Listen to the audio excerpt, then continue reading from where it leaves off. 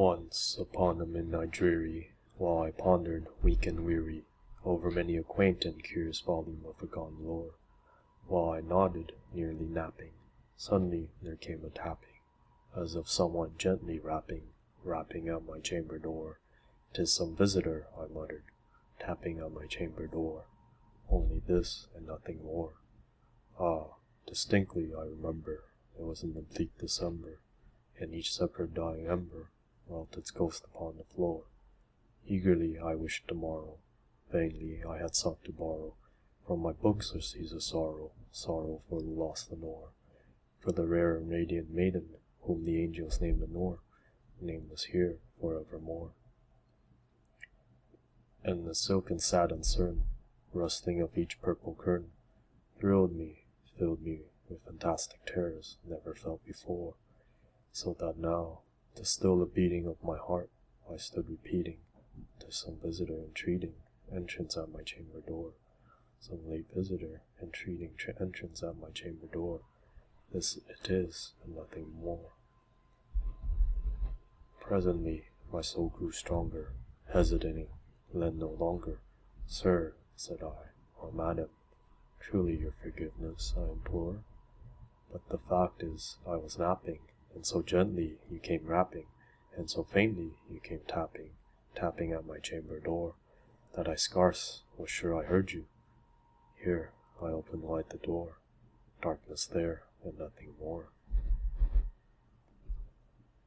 Deep into the darkness peering, long I stood there wondering, fearing, doubting, dreaming dreams no mortal ever dared to dream before.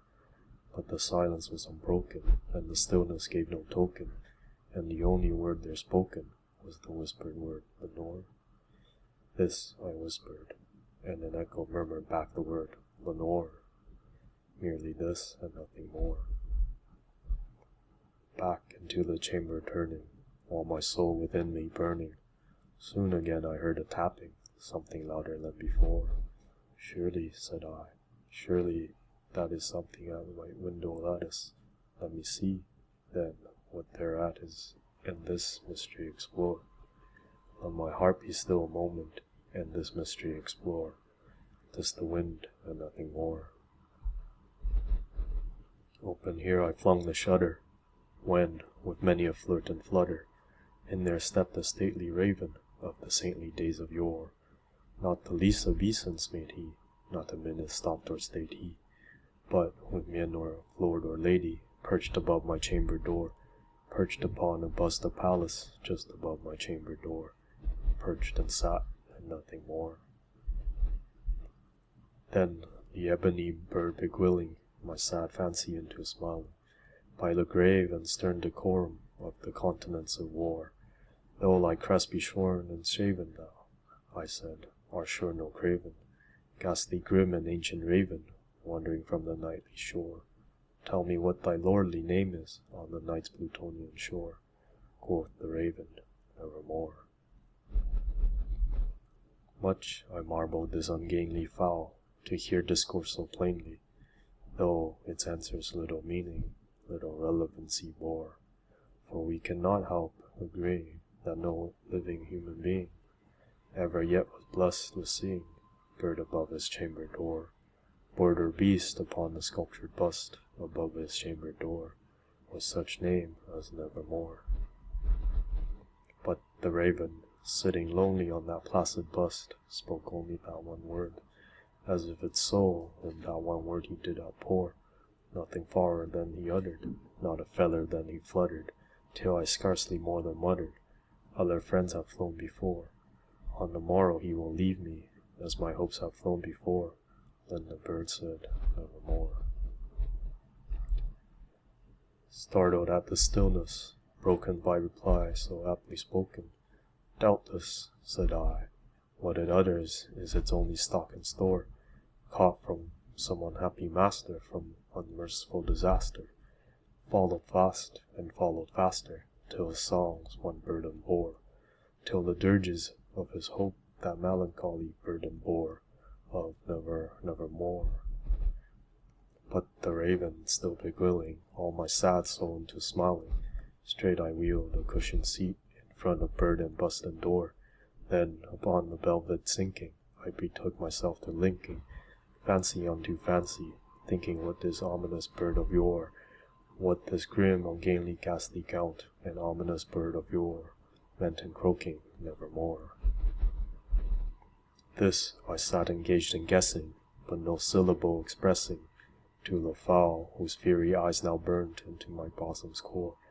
This and more I sat divining, with my head at ease reclining, on the cushion's velvet lining, that the lamplight glowed o'er. But whose velvet violet lining, with the lamplight gloating o'er, she shall press, nevermore.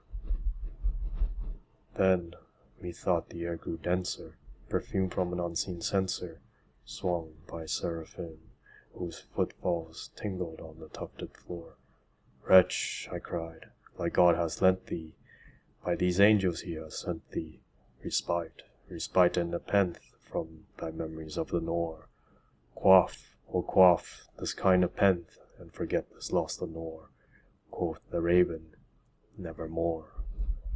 Prophet, said I, thing of evil, prophet still, if bird or devil, whether tempter sent, or whether tempest tossed thee here ashore, desolate, yet all undaunted, on this desert land enchanted, on this home by horror haunted, tell me truly, I implore, is there balm in Gilead? Tell me, I implore. Quoth the raven, nevermore.